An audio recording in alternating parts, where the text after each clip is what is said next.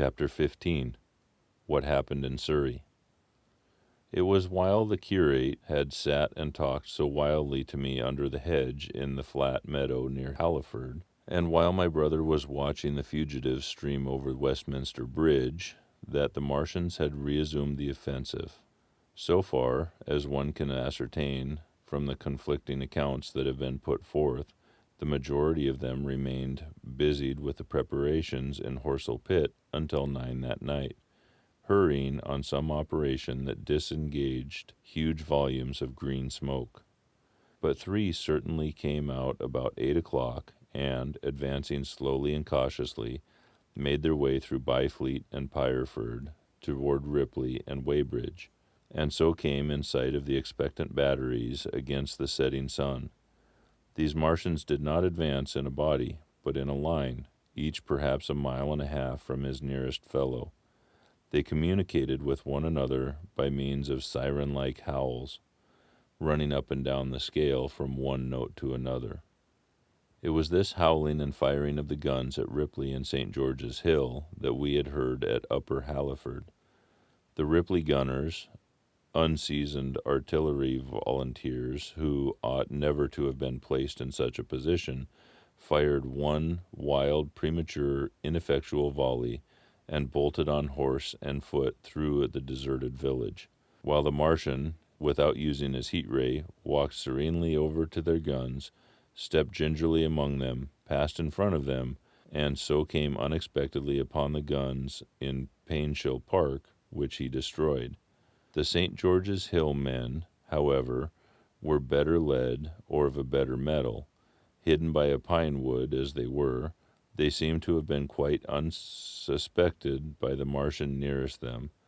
They laid their guns as deliberately as if they had been on parade, and fired about 1,000 yards range. The shells flashed all around him, and he was seen to advance a few paces, stagger, and go down.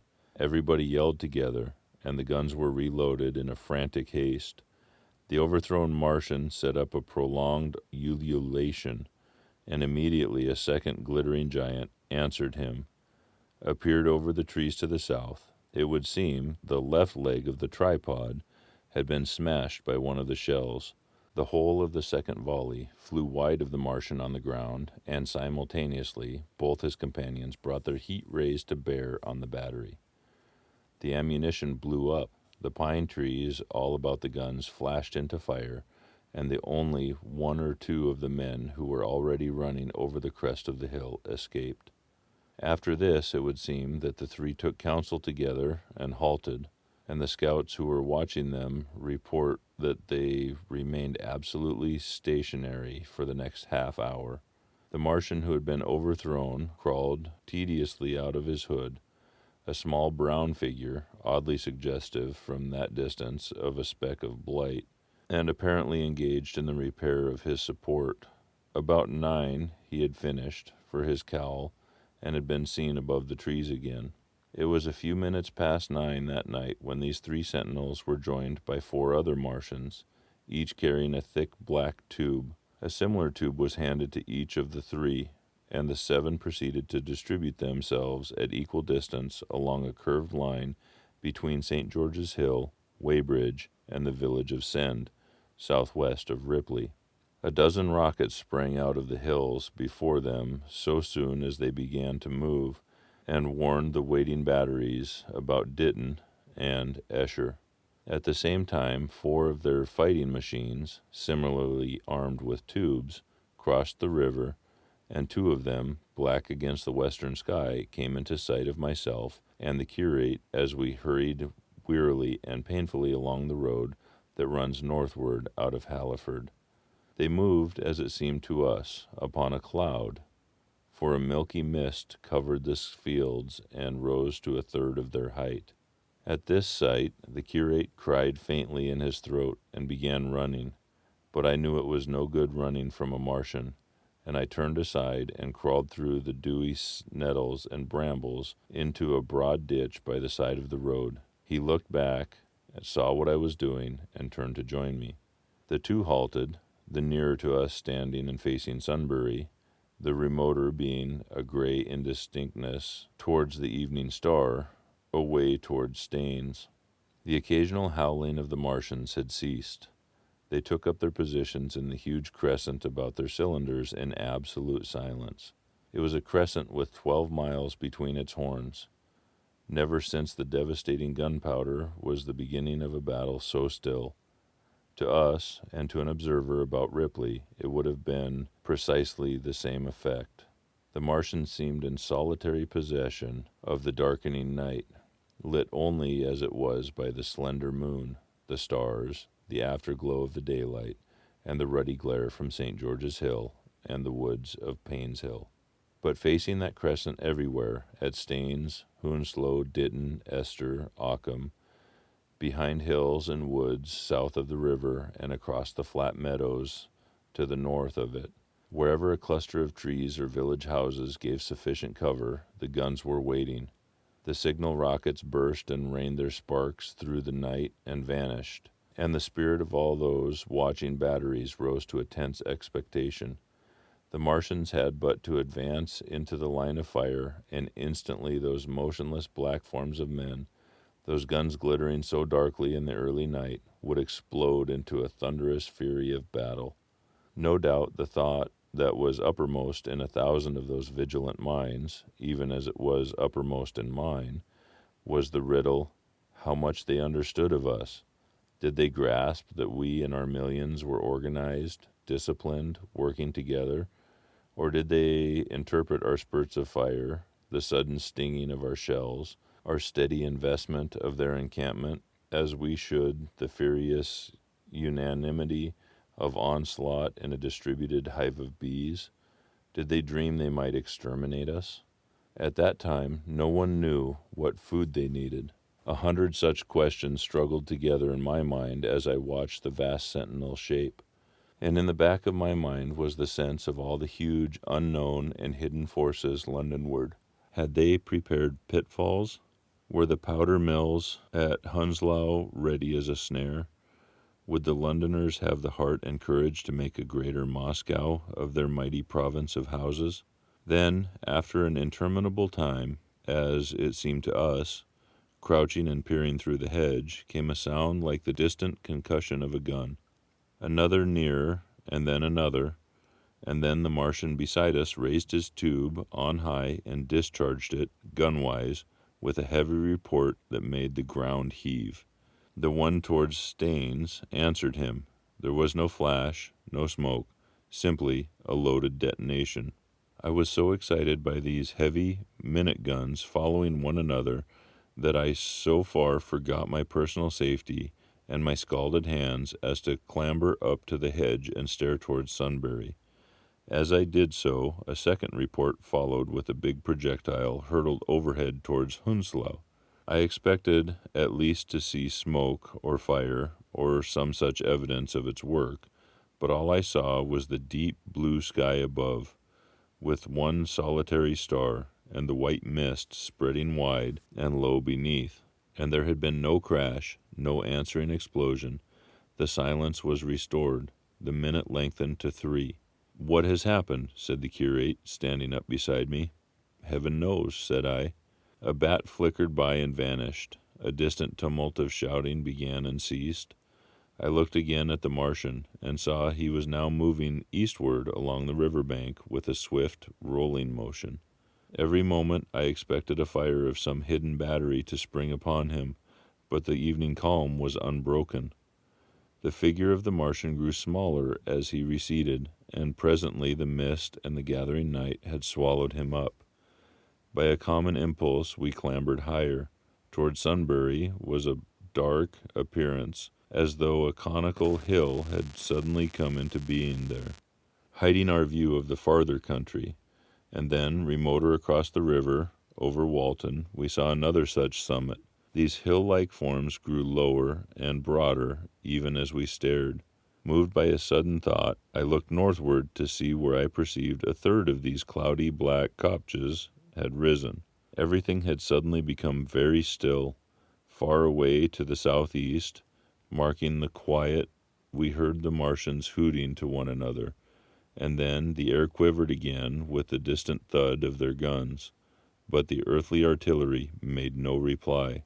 Now at that time we could not understand these things, but later I was to learn that meaning these ominous kopjes that gathered in the twilight, each of the Martians, standing in the great crescent I have described, had discharged, by means of the gun-like tube he carried, a huge canister of whatever hill, copse, cluster of houses, or other possible cover for guns chanced to be in front of him.